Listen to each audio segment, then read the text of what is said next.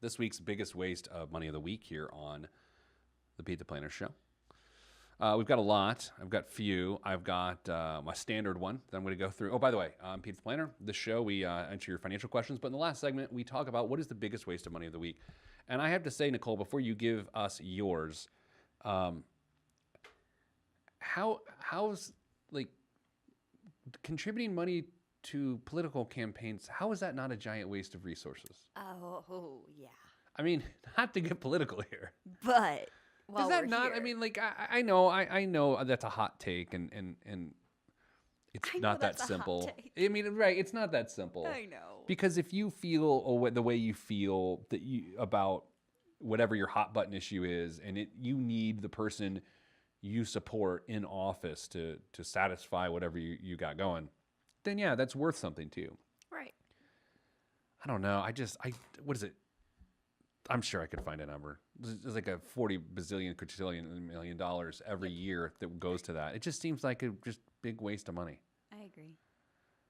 I know they talk about campaign finance reform and, well, maybe you should restrict. Like, it just feels wasteful on all sides. It's all wasteful. Sides. And boy, are you so glad that all those commercials are going to be over soon? Yes. You don't watch a lot of TV. I don't watch a lot of TV, but it's like one of those, every time I turn it back on, I'm like, oh yeah, this is why I don't watch TV. Well, I watch a lot of sports, and during the commercials right now, it's just nonstop. Now, all my friends in media are getting paid. That's about to change. Yikes. All right. So my biggest waste of money week is campaign ads. Now, this next one is actually something that I think is amazing. You go first, though. Okay. So. You're really taking a deep breath there. I mean, what's about to happen? You about to confess something on the air? The brass lighter cover. All right. Bic lighters are affordable and fairly reliable. They're also about as classy as drinking from a styrofoam cup at a black tie function.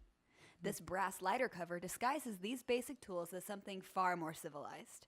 It's hand fabricated in Oregon from 24 gauge sheet brass, then soldered and hand polished.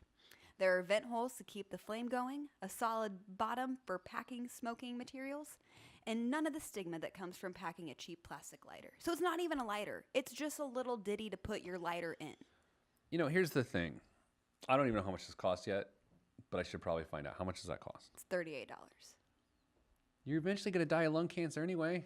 Should I say that? I shouldn't say that. I mean, like, that's how it works. That's the math.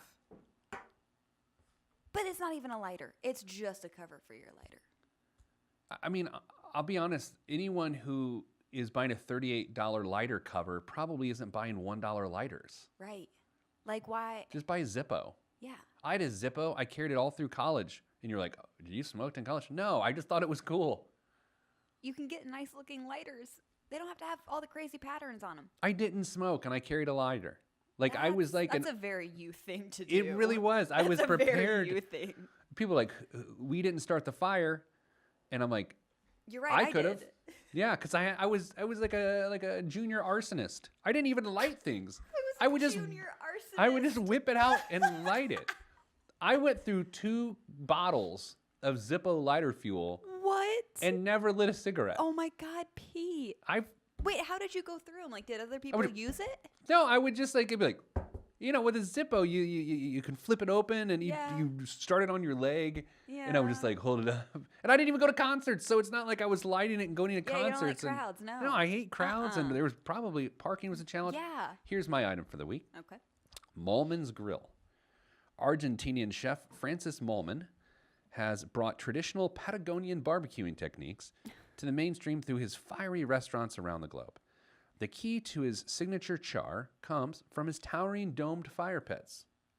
You see the fire is involved with this. Fire's involved. To emulate this process at home, Mollman has partnered with Best Made to create a line of outdoor meat altars. These grills stand 8 feet tall and feature ventilated firebox that replicates a chulengo pit roaster that works with both wood and charcoal. Charcoal? Yes, meats can be cooked right over the flames on a grated grill, seared on a flat top, or hung from above for smoking. The entire piece is made from steel and crafted in Argentina. $2,298. Now, that's a lot of money. That's a lot of money. But if you look at this thing, have you ever seen hops grown? Like hops No. being cultivated? They build like these, I don't know, like, I'll Google it. yeah, they're like, I'm struggling to explain it. Like cages. And then the hops grow up strings. It's really unusual. This grill looks like someone's growing hops. It's got this it is cage weird. over the top, but it looks amazing. And by the way, Francis Mallman, if you've ever watched Chef's Table on Netflix, he's on there. He's this ridiculous chef. I mean, I'll be honest, I'm not going to pay $2,298 for any grill. Nah. But if I was going to, I would probably do this one. Can you imagine me in my side yard, which is where I grill? Side yard, that seemed obnoxious, doesn't it? In my side yard. Well, I didn't want to say my backyard. I don't grill in my backyard. It's the side of my house. Details matter, dude. I'm not trying to lie to people. No.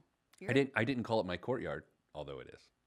Now that sounds worse, doesn't it? I gotta go. So when I grill out in my courtyard and people walk their AKC champion dogs by me, if I had this 8-foot grilling tower, well, here's the problem. It would start conversations. Yep. And I'm not interested in And that. you would attract a crowd. Yeah, but People wouldn't know I where don't to park. like talking to people. Right? Yeah. I just caught that. Nicole, you know what? I'm going to do something weird this week. Okay. We're going to answer one more question at the end of the show. All right. One more. Okay. Why, you ask? Yeah. I don't know. Okay. In 2 minutes. This is a speed round. Greetings, Pete. My husband retired 18 years ago from a company. The retirement monthly has been good, but should he die before me, the retirement ends. Therefore, he took out a sizable life insurance policy to take care of me that is valid until age 75 for him. His mother died of cancer at 43, and his dad died from a heart attack at 52. He thought 75 was way longer than he would live. He is now 72, and we are so thankful. Our question is, what should we be doing to prepare for life after the life insurance runs out?